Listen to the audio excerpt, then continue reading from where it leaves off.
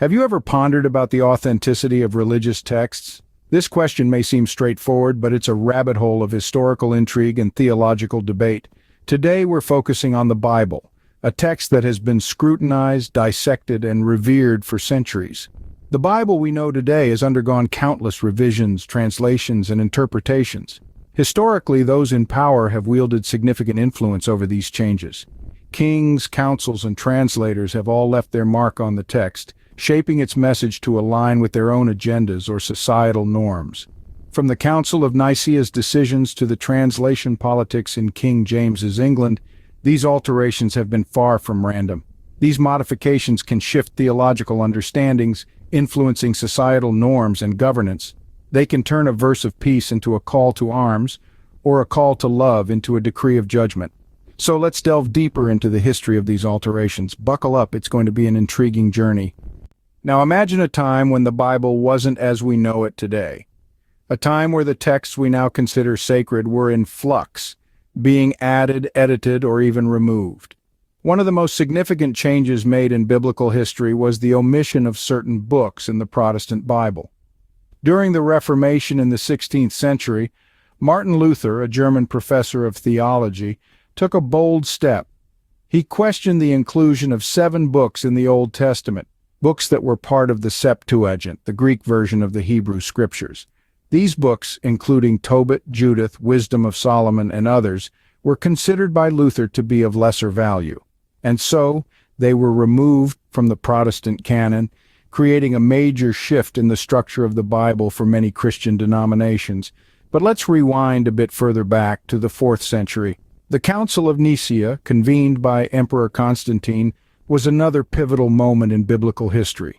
This council not only standardized Christian doctrine, but also played a significant role in the formation of the Bible.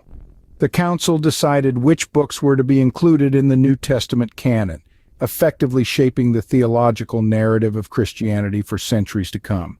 In the 17th century, under the reign of King James in England, the Bible underwent another significant transformation.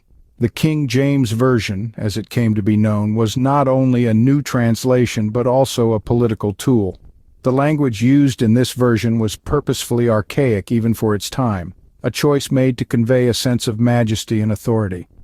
This translation has profoundly influenced not just the English language but also the way English-speaking Christians understand their faith. These are just a few examples of the historical modifications made to biblical texts. Each change, each decision to include, exclude, or modify has had far-reaching implications for how the Bible is interpreted and understood. These alterations were not accidental, but rather products of certain factors, both religious and political. So, what factors led to these changes in the Bible? There's no simple answer, but 2 key elements often come into play: politics and religion. Let's take a journey back to the 4th century AD. The Council of Nicaea, convened by the Roman Emperor Constantine, was a pivotal moment in the history of Christianity. Here, bishops from across the empire gathered to reconcile differing beliefs and create a unified doctrine. This wasn't just about spiritual alignment, though. It was a political strategy to maintain peace and order within the empire. Any texts that didn't align with the agreed-upon doctrine were either altered or discarded. Fast forward to the 17th century and we find ourselves in King James's England.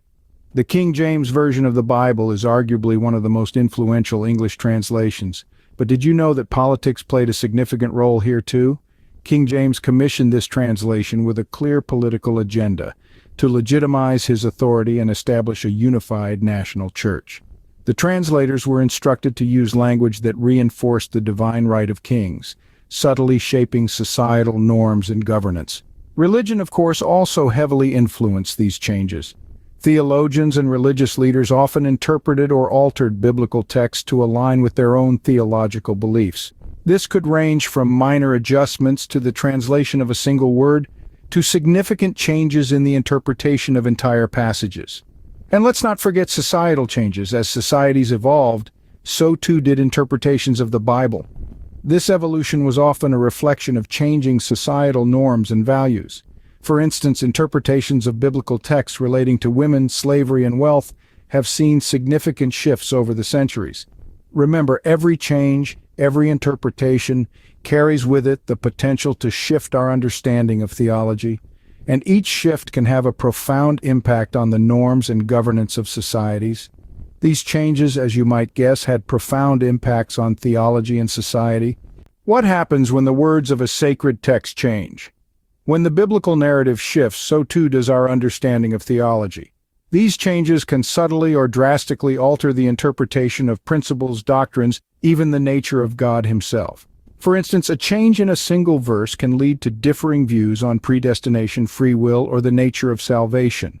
This, in turn, can influence church practices, community norms, and societal laws. Moreover, these alterations have been used to wield power and control over societies and believers. They can be used to justify wars, legitimize social hierarchies, or endorse certain political ideologies.